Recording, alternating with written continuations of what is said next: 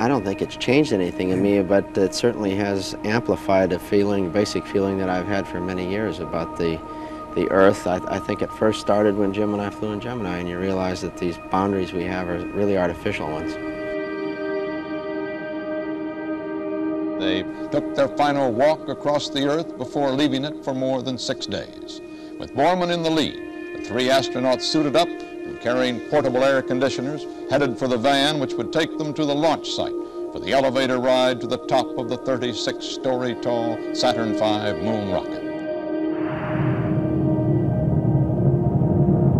We have ignition sequence start. The engines are armed. 4, 3, 2, 1, 0. We have commit. We have liftoff.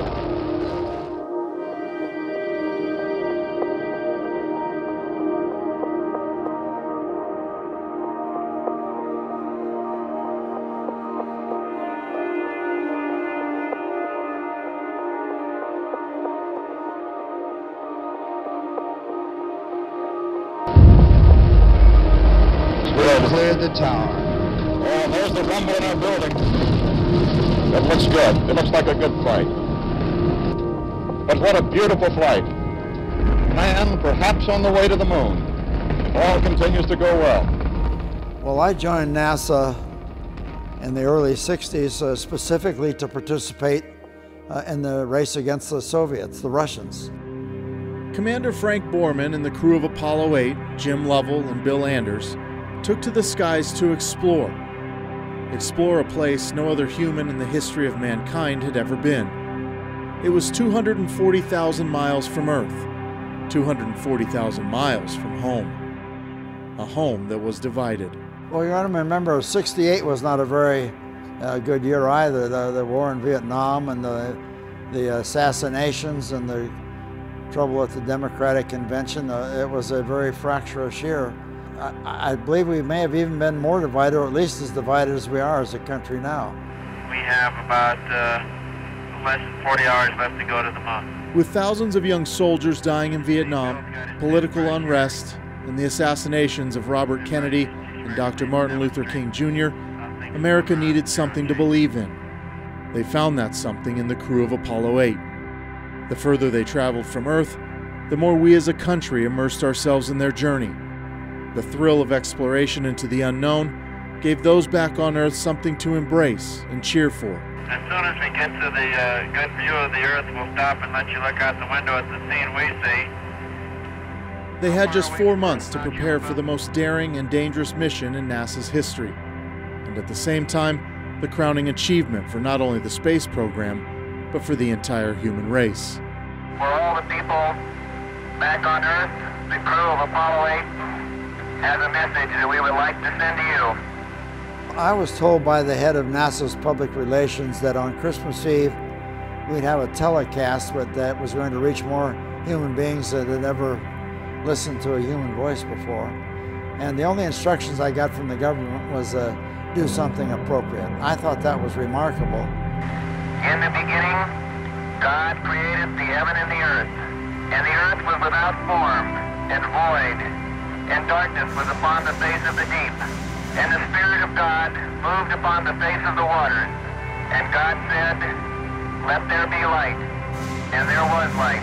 And God saw the light, that it was good, and divided the light from the darkness. For more than 68 hours, they hurtled through space at more than 24,000 miles per hour, focused not on what they left behind, but what lie ahead. That was until they reached lunar orbit, and history's single greatest image of home came into full view.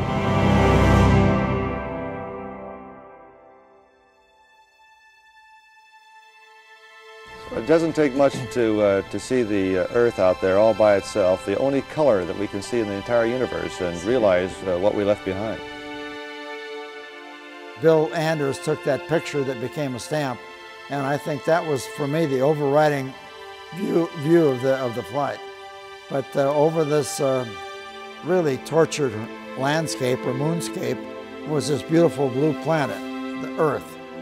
It was 240,000 miles away, and you could see how lonely it really is and how isolated it is and how beautiful it is. And you could see how small and fragile it is in the vastness of the universe. It changed not only my life, but the lives of my family. All of a sudden, from test pilot and fighter pilot, one of thousands, all of a sudden we were one of few people who had been to the moon. So there was a dramatic change. Ultimately, the crew of the Apollo 8 orbited the moon 10 times, gathering images and data for future missions. Borman, now 90, says he never wanted to go back to space. For him, everything that mattered most in his life was right here on Earth. The most important thing that's affected my life has been my marriage to my wife, Susan. She was my anchor, my rock. I was very fortunate. I got the best of the best. Susan has had Alzheimer's and has been in a nursing home for a long time, and I'm one of her caregivers. But I don't look upon that as a duty or a sacrifice. I look upon it as a pleasure. I enjoy being around her. As I said, look, I'm 90 years old. I don't have much longer here, but I have a great faith that Susan and I will be together again in happiness. At a time when the world needed something to believe in, something to hope for, Apollo 8 delivered an image of ourselves, one that reminds us of everything we hold dear, one that tells us that maybe the most important thing in this life is our fellow man. Frank Borman, Jim Lovell, Bill Anders. Never forget those names, and never forget what they accomplished one Christmas Eve 50 years ago. They were heroes then, and they're heroes today. And from the crew of Apollo 8, we close with good night, good luck, a Merry Christmas, and God bless all of you on the good earth. Brandon Sullivan, MTN News.